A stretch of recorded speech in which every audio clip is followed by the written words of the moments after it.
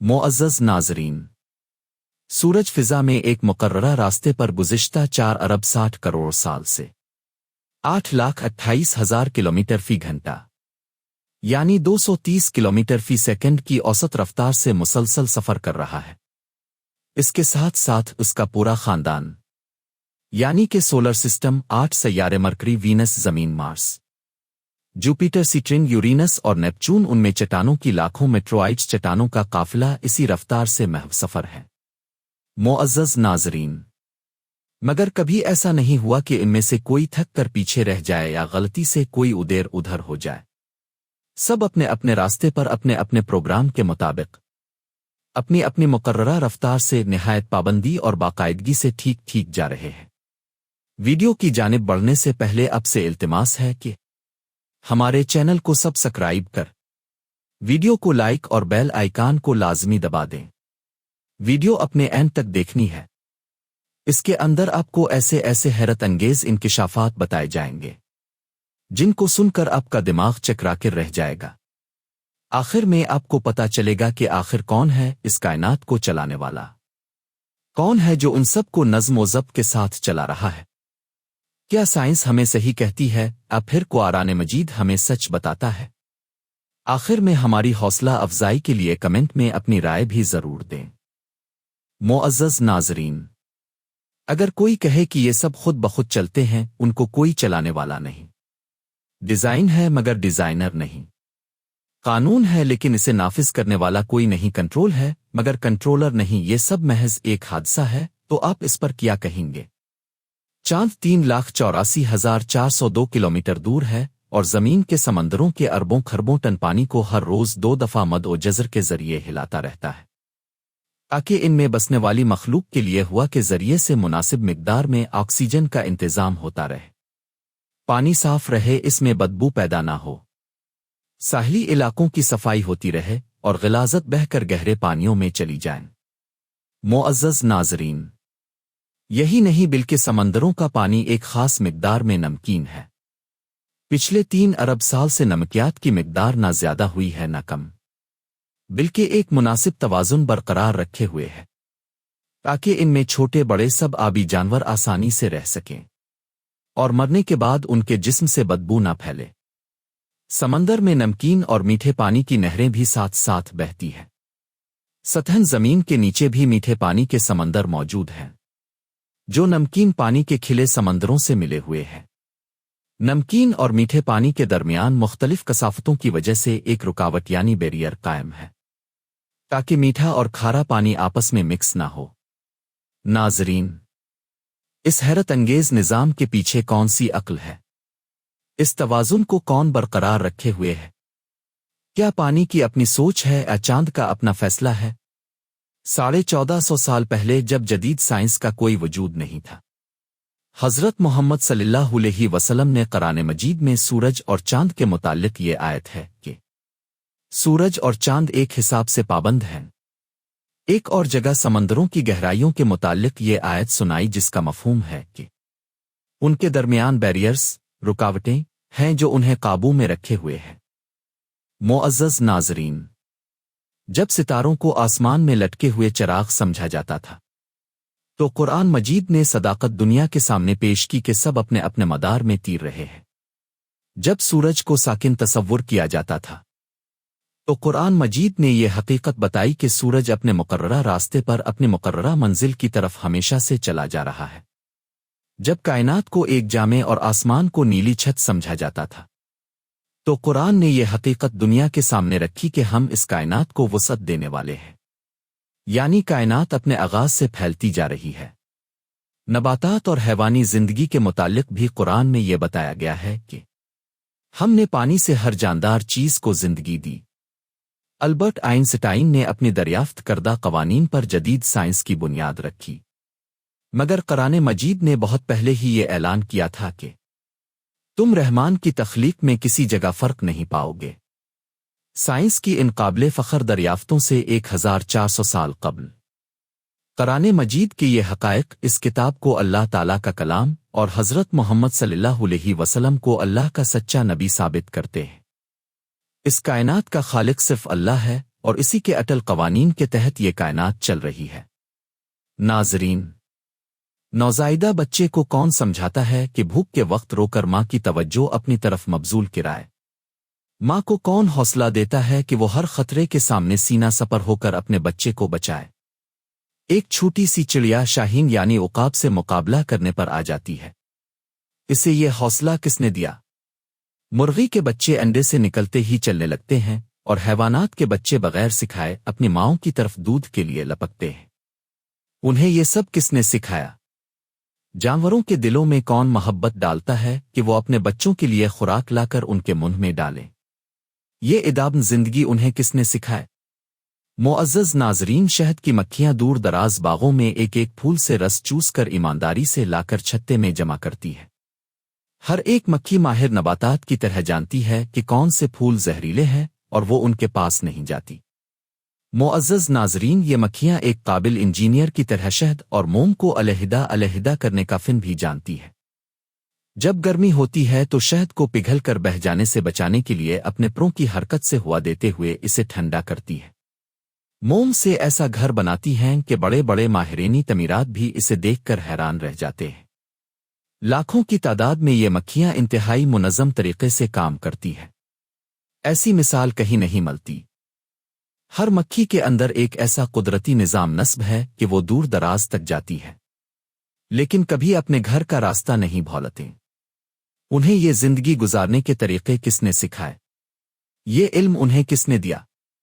معزز ناظرین، مکڑا اپنے منہ کے لعاب سے شکار پکڑنے کے لیے ایسا جال بنتا ہے کہ جدید ٹیکسٹائل انجینئر بھی اس بناوٹ کا نفیس دھاگا بنانے سے قاصر ہے۔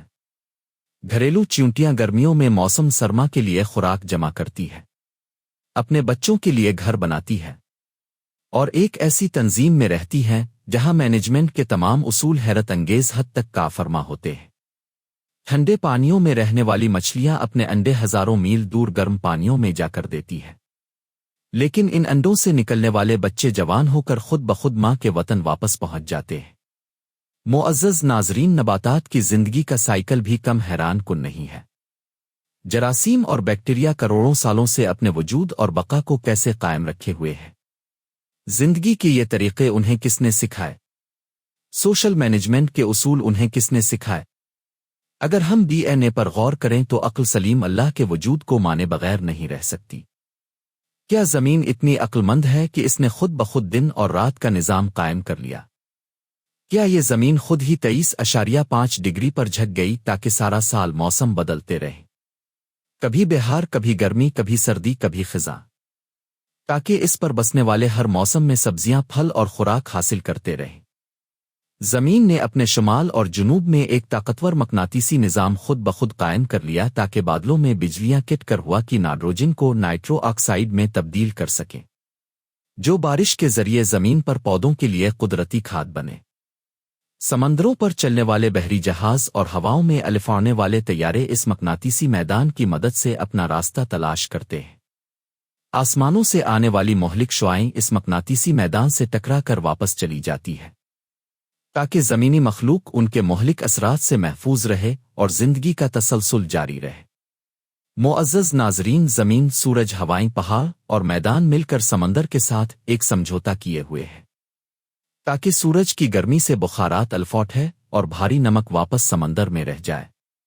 ہوائیں اربوں ٹن کشید شدہ ہلکے اور میٹھے پانی کو اٹھا کر پہاڑوں اور میدانوں تک پہنچائیں۔ بلند پہاڑوں پر سردیوں میں یہ پانی برف کی صورت میں محفوظ ہوتا ہے اور گرمیوں میں یہ برف پگھلتی ہے، جس سے آبشاریں پھوٹتی ہیں۔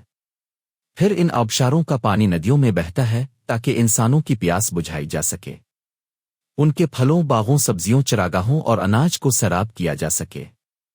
بارش برسنے کے عمل میں ستاروں سے آنے والی ریڈیائی شعاعیں بادلوں میں موجود پانی کو اکٹھا کر کے قطروں کی شکل دیتی ہے، تب جا کر یہ میٹھا پانی پہاڑوں، علاقوں اور خشک میدانوں تک پہنچنے کے قابل ہوتا ہے۔ عزیز ناظرین، جب سردی میں پانی کی کم ضرورت ہوتی ہے تو یہ پہاڑ برف کے ذخیرے کی صورت میں جمع ہو جاتے ہیں۔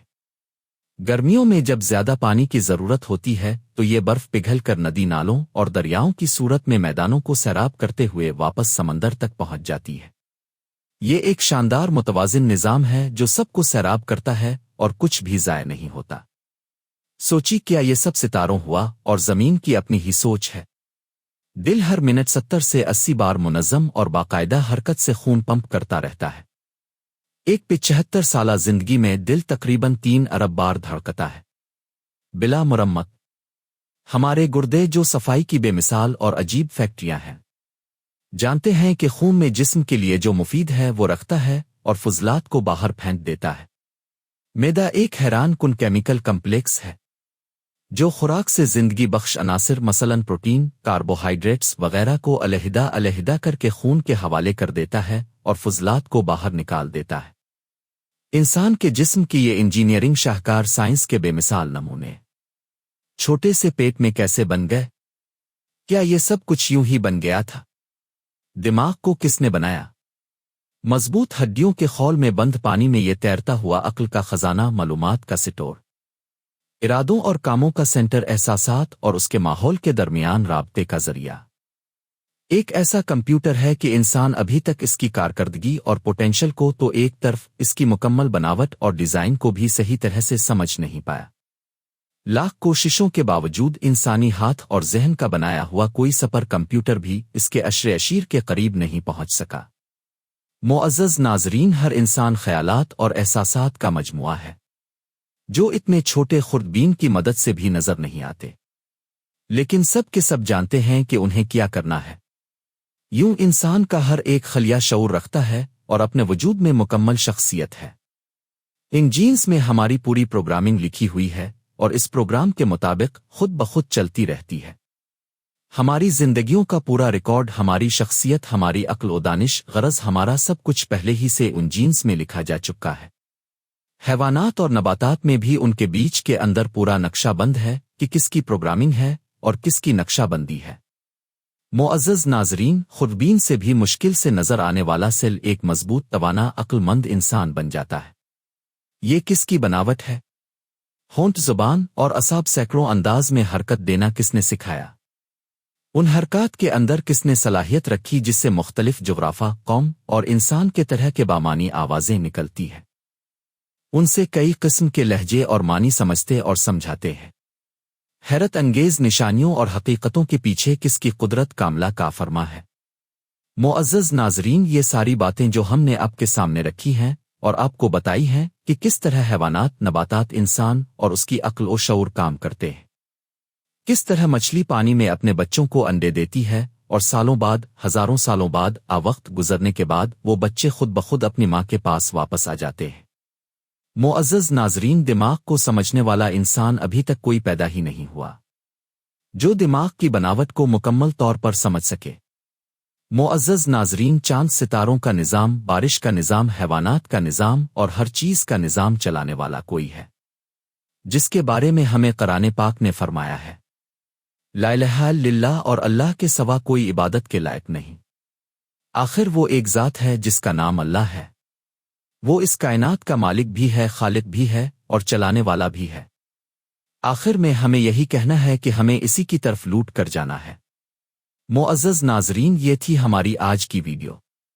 امید کرتے ہیں کہ آپ کو ویڈیو پسند آئی ہوگی۔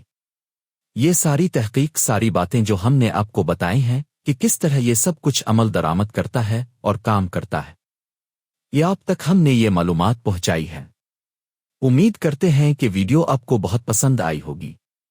ویڈیو پسند آئی ہے تو آپ ہمارے چینل کو سبسکرائب کر، ویڈیو کو لائک کریں اور ہماری حوصلہ افزائی کے لیے کمنٹ بھی کر بیل آئیکن بھی دبائیں تاکہ ہم آپ کے لیے نئی سے نئی اور اچھی سے اچھی ویڈیو لے کر آتے رہیں۔ ملتے ہیں کسی اور ویڈیو میں، تب تک کے لیے فی امان اللہ۔